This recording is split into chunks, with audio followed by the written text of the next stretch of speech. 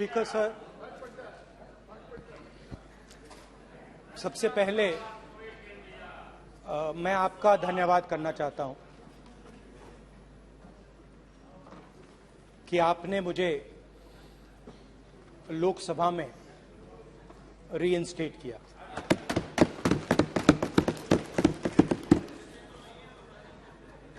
और पिछली बार जब मैं बोला तो शायद मैंने आपको थोड़ा कष्ट भी पहुंचाया, क्योंकि मैंने इतनी जोरों से अदानी जी पे फोकस किया कि जो आपके सीनियर नेता हैं शायद उनको थोड़ा कष्ट हुआ। तो वो जो उनको कष्ट हुआ,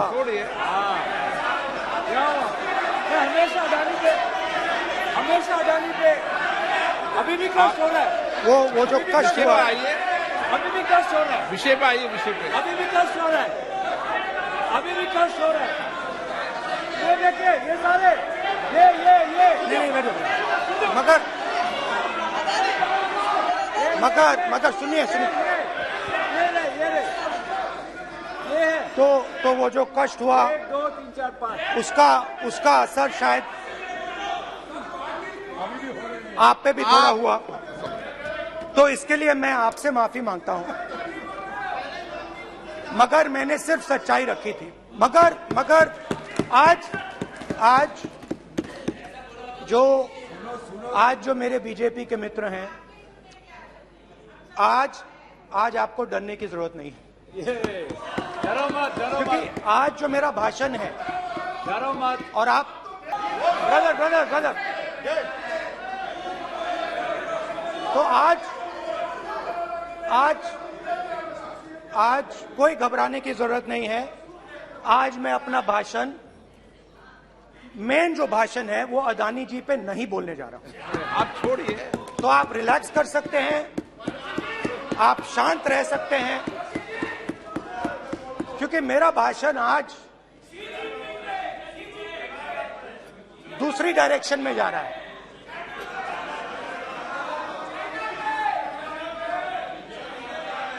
रूमी ने कहा था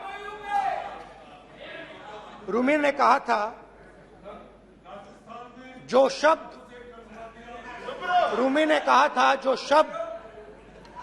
दिल से आते हैं वो शब्द दिल में जाते हैं।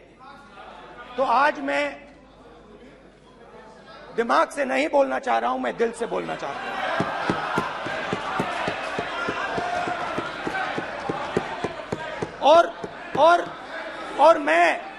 और मैं आज आप लोगों पर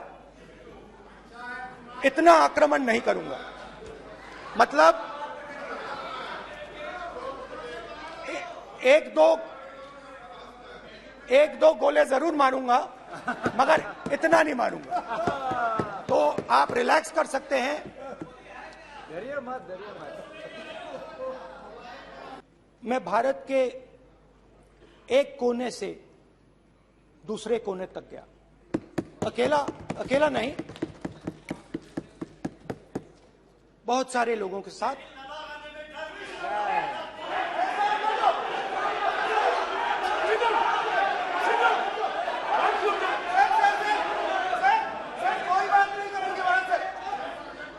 सर, ये हमारा टाइम खत्म करने का साजिश है इनको।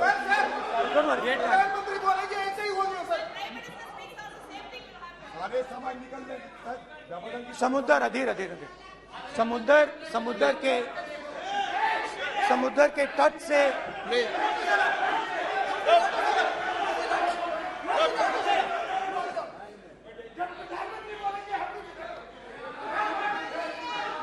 माननीय सदस्य, प्लीज ऐसे धमकाने का बाकी मत बोलो यहाँ पे। बोलिए। हाँ प्लीज। मैं समुद्र के तट से कश्मीर की बर्फीली पहाड़ी तक चला। नहीं, लद्दाख को मैंने नहीं छोड़ा। यात्रा अभी खत्म नहीं हुई है। यात्रा जारी है और जरूर लद्दाख आएंगे, घबराइए मत। बहुत सारे लोगों ने मुझसे पूछा यात्रा के दौरान, यात्रा के बाद कि राहुल तुम क्यों चल रहे हो, क्या तुम्हारा लक्ष्य क्या है, कन्याकुमारी से कश्मीर तक क्यों जा रहे हो। और जब वो मुझसे पूछते थे, शुरुआत में मेरे मुंह से जवाब नहीं निकलता।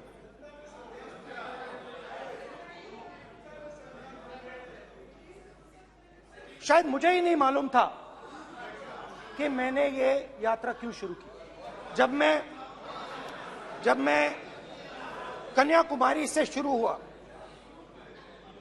मैं सोच रहा था मैं हिंदुस्तान को देखना चाहता हूं, समझना चाहता हूं, लोगों के बीच में जाना चाहता हूं, मगर गहराई से मुझे मालूम नहीं था।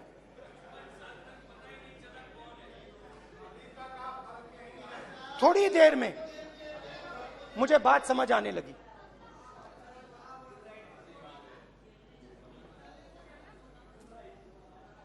जिस चीज से मुझे प्यार था, जिस चीज के लिए मैं मरने को तैयार हूं, जिस चीज के लिए मैं मोदी जी की जेलों में जाने को तैयार हूं, जिस चीज के लिए मैंने 10 साल हर रोज गाली खाई, उस चीज को मैं समझना चाहता था। ये है क्या जिसने मेरे दिल को इतनी। भाई आप रनिंग कमेंट्री बंद करो, नहीं तो हम भी चालू करेंगे। सुनने का जिस चीज ने मेरे दिल को इतनी मजबूती से पकड़ रखा था, उसको मैं समझना चाहता। शुरुआत में जैसे मैंने शुरू किया,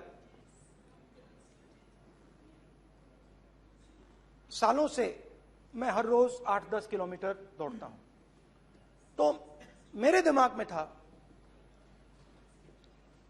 कि अगर मैं 10 किलोमीटर दौड़ सकता हूं तो 25 किलोमीटर चलने का क्या मतलब, कोई बड़ी बात नहीं।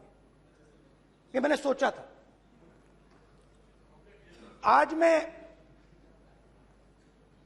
उस भावना को देखूं तो वो अहंकार था कि मैं ये कर सकता हूं, ये कुछ नहीं है। तो मेरे दिल में उस समय अहंकार था।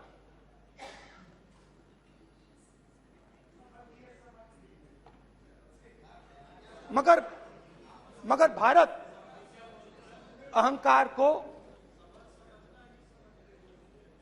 एकदम मिटा देता है, 1 सेकंड में मिटा देता है। तो हुआ क्या, 2-3 दिन में मेरे घुटने में दर्द शुरू हो गया। पुरानी इंजरी थी और जबरदस्त दर्द। हर रोज मैं उठूं और मेरे घुटने में दर्द, हर कदम में दर्द। तो पहले 2-3 दिनों में जो अहंकार था, जो मतलब भेड़िया जो निकला था, वो चींटी बन गई एकदम। जो हिंदुस्तान को अहंकार से देखने निकला था, वो पूरा का पूरा अहंकार गायब हो गया। और रोज मैं डर डर के चलूं कि क्या मैं कल चल पाऊंगा। ये मेरे दिल में डर था। और जब भी ये डर बढ़ता था, जब भी यह डर बढ़ता था, कहीं ना कहीं से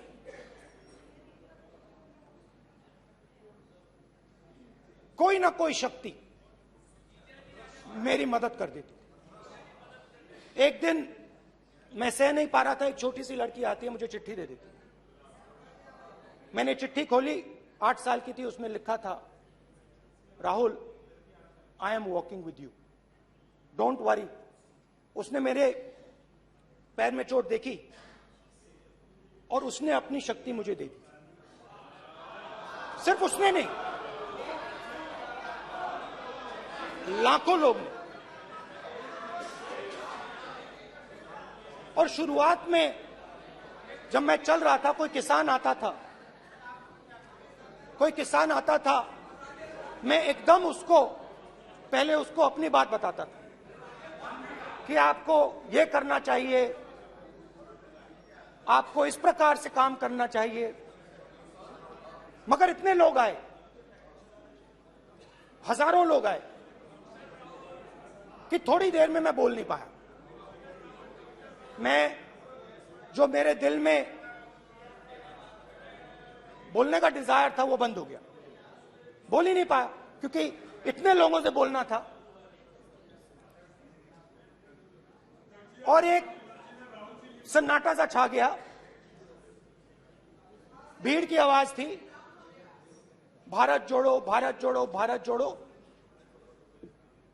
और जो मेरे से बात करता था उसकी आवाज में सुनता गया।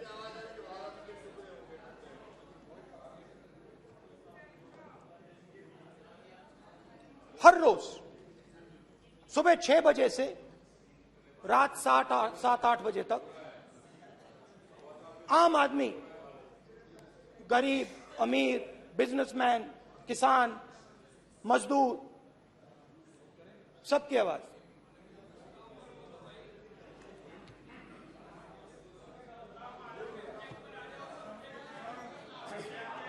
आ रहा हूं। आप कल से रुके, अब थोड़ा और रुक लो, 5-10 मिनट रुक जाओ। तो ये चलता गया, मैं बात सुनता गया। और फिर मेरे पास एक किसान आया और किसान ने हाथ में रुई पकड़ी हुई थी और उसने मुझे कहा, अध्यक्ष महोदय, उसने मुझे कहा, मेरी आंख में देखकर उसने मुझे अपना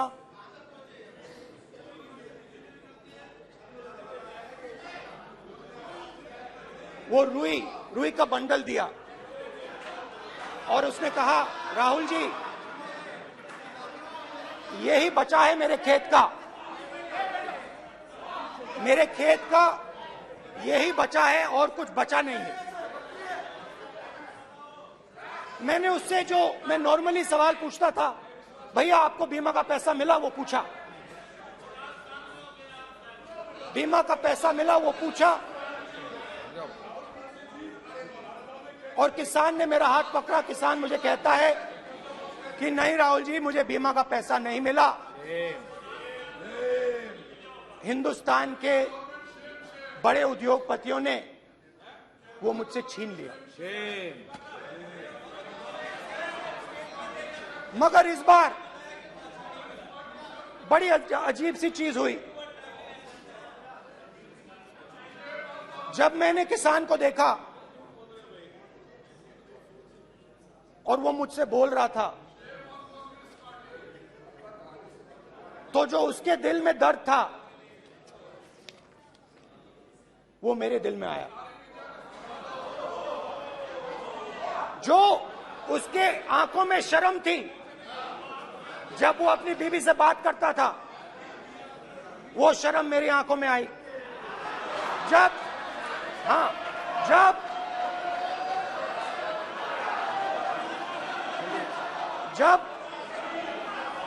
उसकी जो भूख थी वो मुझे समझ आई।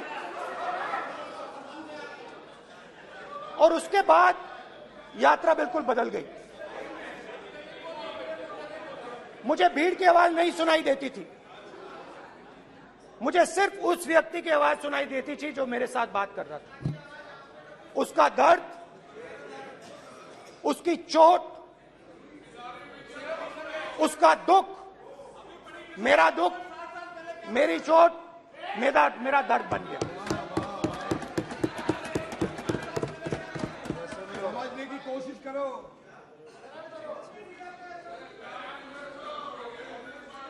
भाइयों और बहनों, लोग कहते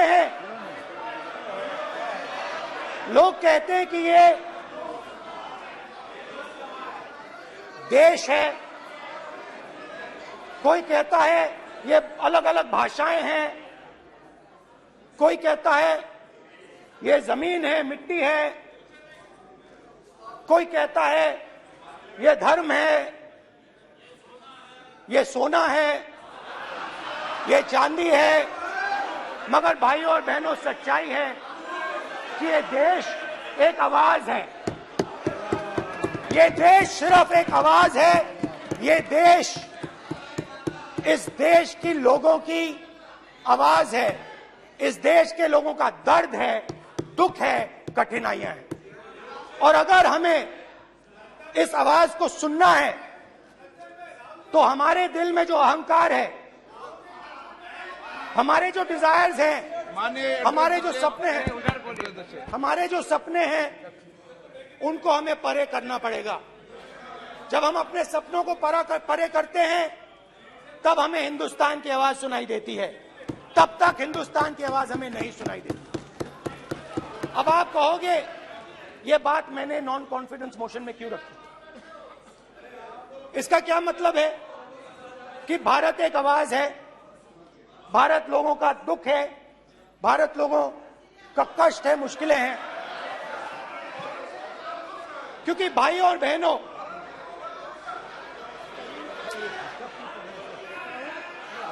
अध्यक्ष महोदय, अब पूरा सूद समेत जवाब तुमको मिलेगा, फिर पूरा सूद समेत जवाब देंगे सर।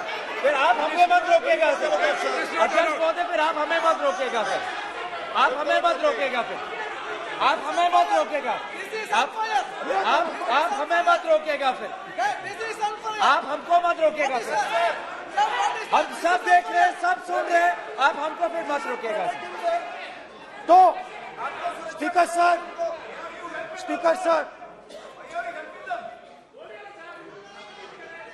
भारत एक आवाज है, भारत इस देश के सब लोगों की आवाज है। और अगर हम उस आवाज को सुनना चाहते हैं, हमें अहंकार को, नफरत को मिटाना पड़ेगा। स्पीकर सर, कुछ ही दिन पहले मैं मणिपुर गया, हमारे प्रधानमंत्री नहीं गए, आज तक नहीं गए, क्योंकि उनके लिए मणिपुर हिंदुस्तान नहीं है।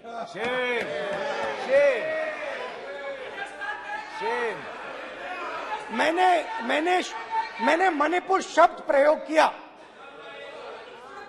मगर आज की सच्चाई यह है कि मणिपुर नहीं बचा है। मणिपुर को आपने दो भाग में कर दिया है, मणिपुर को आपने बांट दिया है, तोड़ दिया है। मैं मणिपुर में रिलीफ कैंप्स में गया, रिलीफ कैंप में आज जा रहा हूं।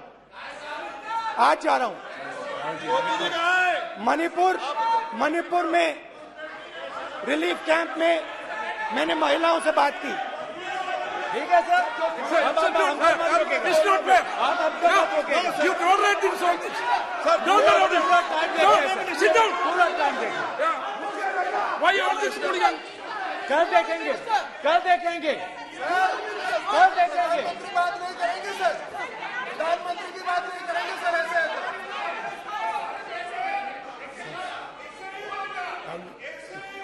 सूद समय मैं जवाब मणिपुर गया और मणिपुर के कैंप्स में मैंने महिलाओं से बात की, बच्चों से बात की, जो हमारे प्रधानमंत्री जी ने आज तक नहीं किया। एक महिला मुझे कहती है, मैंने उनसे पूछा, बहन क्या हुआ आपके साथ?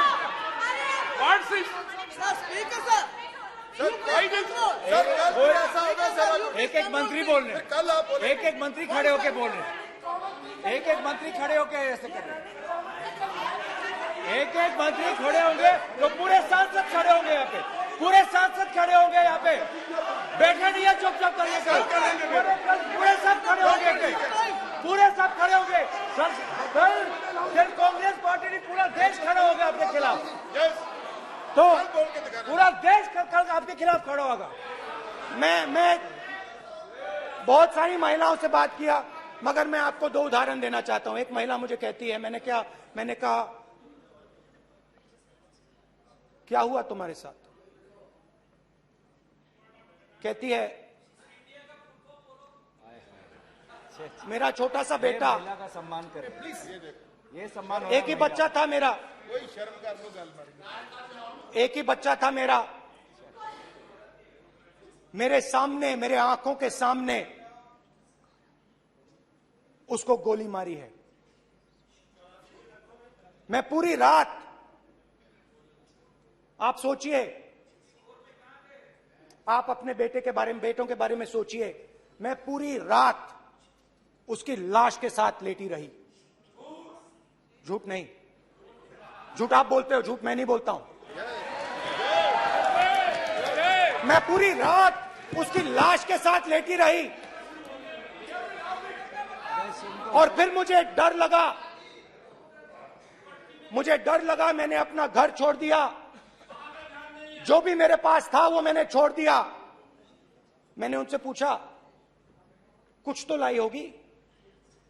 कहती है, नहीं, सिर्फ मेरे जो कपड़े हैं ये मेरे पास हैं। और फिर इधर उधर ढूंढती है और एक फोटो निकालती है और मुझे कहती है, यही मेरे पास अब बची है।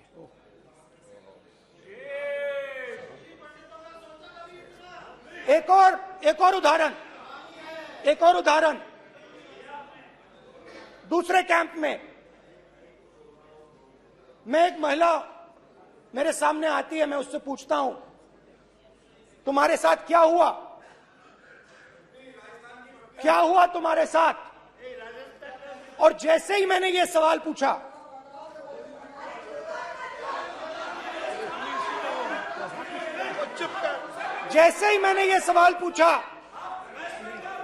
आप महिला का दर्द नहीं सुन सकते, महिलाओं का दर्द नहीं सुन सकते, महिलाओं का दर्द सुनने का आपका धैर्य नहीं है, महिलाओं का दर्द नहीं सुन सकते, महिलाओं का दर्द नहीं सुन सकते। जैसे ही मैंने उससे ये सवाल पूछा, बैठो, जैसे सर, जी सर,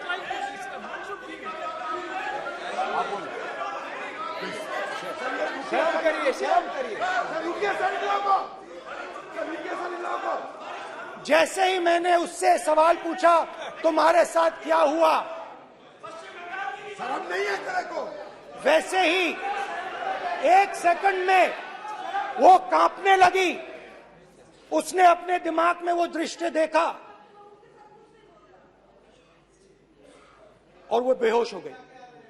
मेरे सामने कांपती हुई बेहोश हो गई। तो ये मैंने आपको सिर्फ दो उदाहरण दिए हैं। स्पीकर सर, इन्होंने मणिपुर में हिंदुस्तान की हत्या की है, सिर्फ मणिपुर की नहीं, हिंदुस्तान की हत्या की है। इनकी राजनीति ने मणिपुर को नहीं, हिंदुस्तान को मणिपुर में मारा है।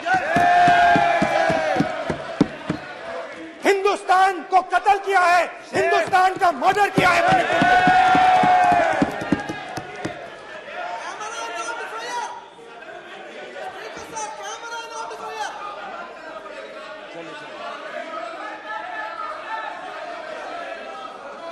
अरे दो भाग किए हैं, शर्म करिए जी।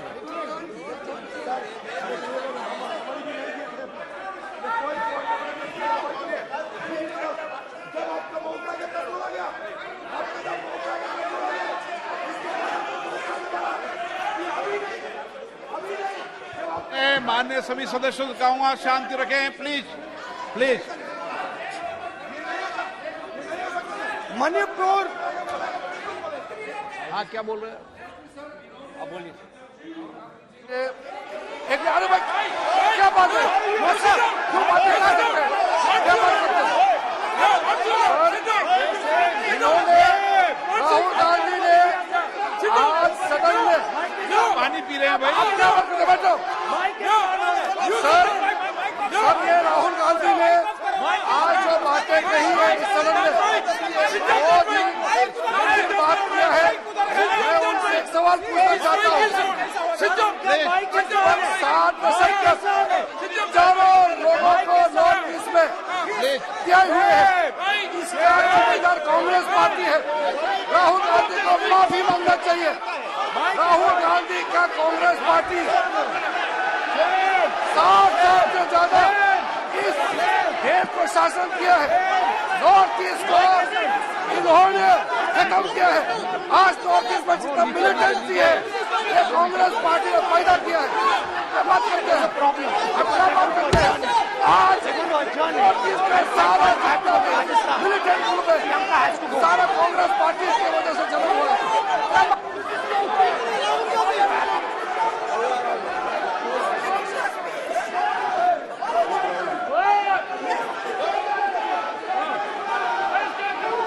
Okay, back. Aja, back. Hemant, सबको पीछे ले आओ। Back. आईबी। हो गया। प्रतापन, हो गया। आप भाषण नहीं सुनना चाहते हैं? आप भाषण नहीं सुनना चाहते? प्लीज बैठिए,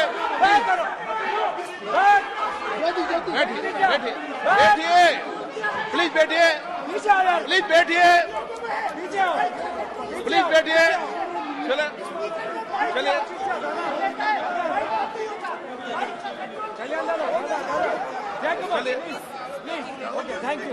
थैंक यू।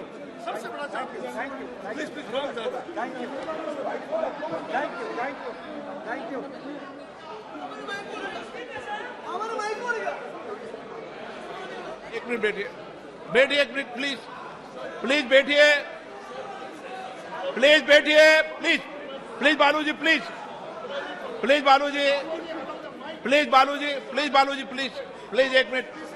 एक मिनट प्लीज बैठिए।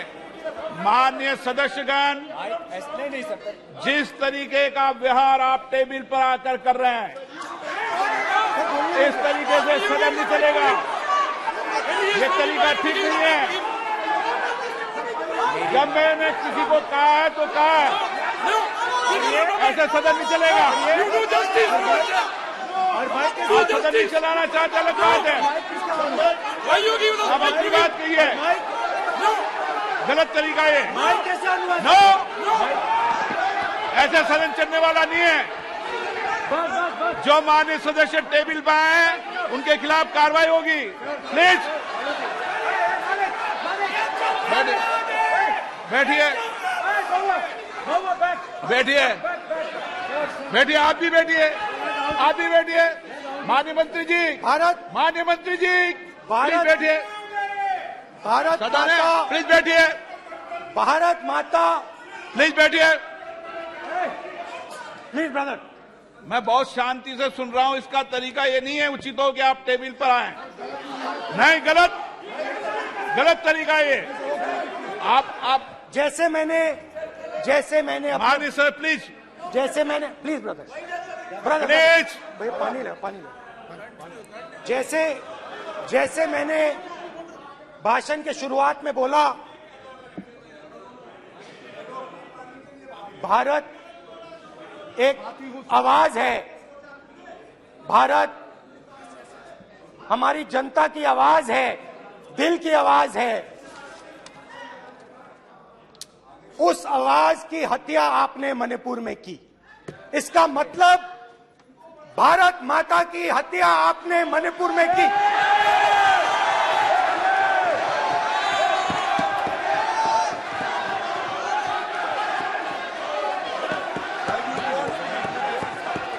भारत माता को आपने मणिपुर के लोगों के मारा, आपने मणिपुर के लोगों को मारकर भारत की हत्या की है।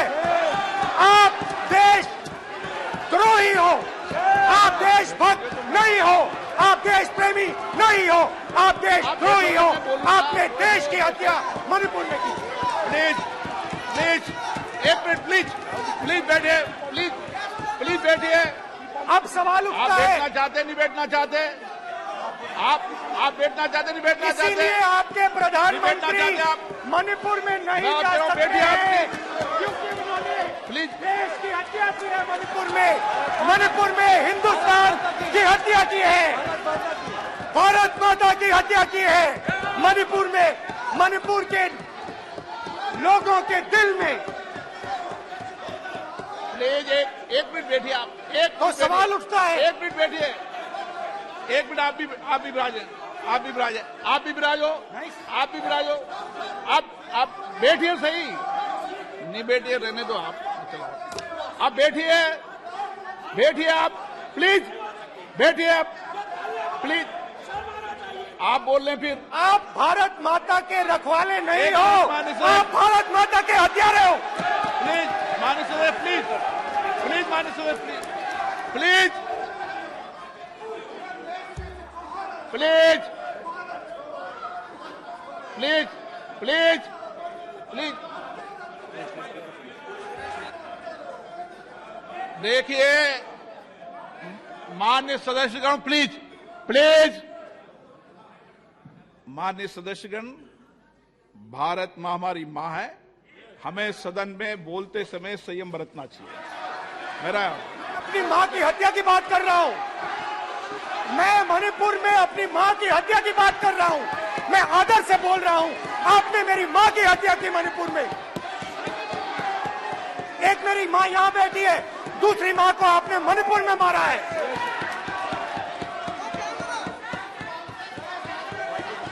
और हर रोज जब तक आप हिंसा को बंद नहीं करोगे, तब तक आप मेरी मां की हत्या कर रहे हो। हिंदुस्तान की सेना मणिपुर में एक दिन में शांति ला सकती है, हिंदुस्तान की सेना का प्रयोग नहीं कर रहे हो, क्योंकि आप हिंदुस्तान को मणिपुर में मारना चाहते हो।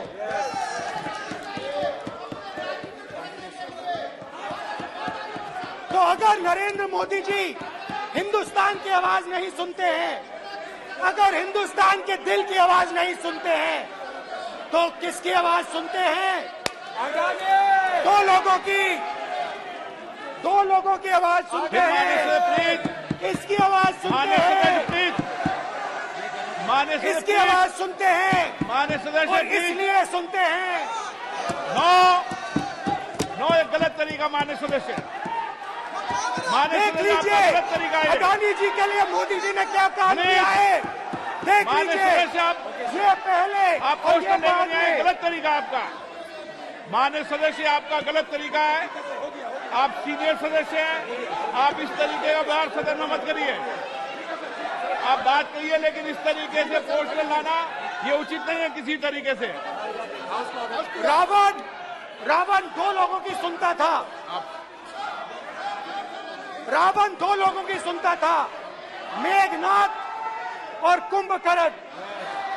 वैसे ही नरेंद्र मोदी दो लोगों की सुनते हैं, अमित शाह और अडानी। भाई और बहनों,